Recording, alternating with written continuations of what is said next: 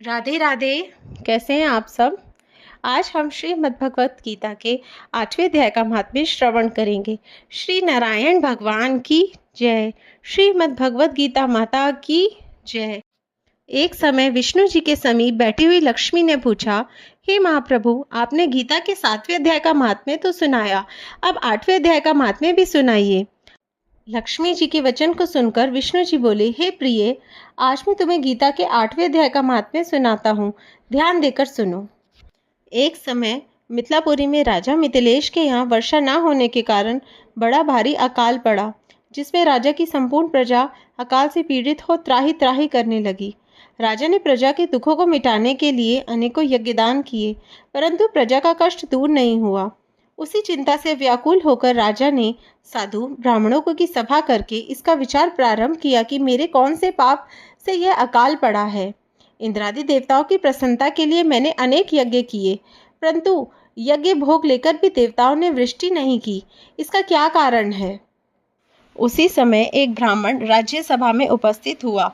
राजा ने ब्राह्मण को अत्यंत तेजस्वी जान के सभा से उठकर आदर पूर्वक बिठाया और उससे वही प्रश्न किया। ब्राह्मण ने कहा, तेरे राज्य में एक ब्राह्मण के संतान नहीं थी। वह ब्राह्मण संतान के लिए अजामेत यज्ञ करने के लिए सब सामग्री इकट्ठा करने लगा, तो उसको कोई बकरा नहीं मिला।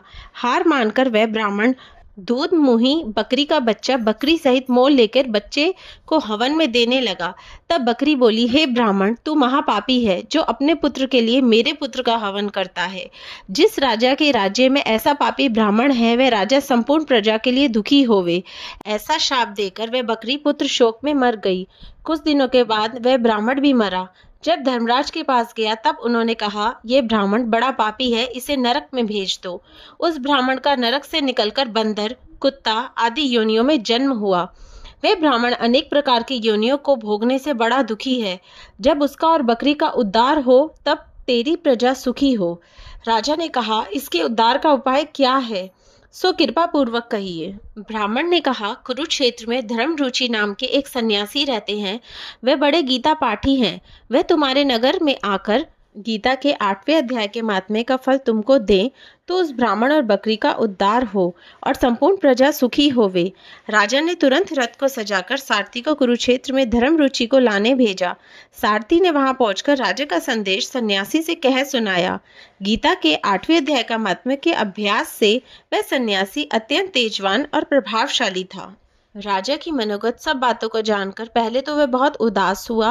पीछे महात्माओं की संपत्ति परोपकार के लिए होती है, ऐसा जानकर रथ में बैठ मिथिला में आया। आते ही गीता के 8वें अध्याय के महात्म्य के फल से ब्राह्मण और बकरी का उद्धार हुआ।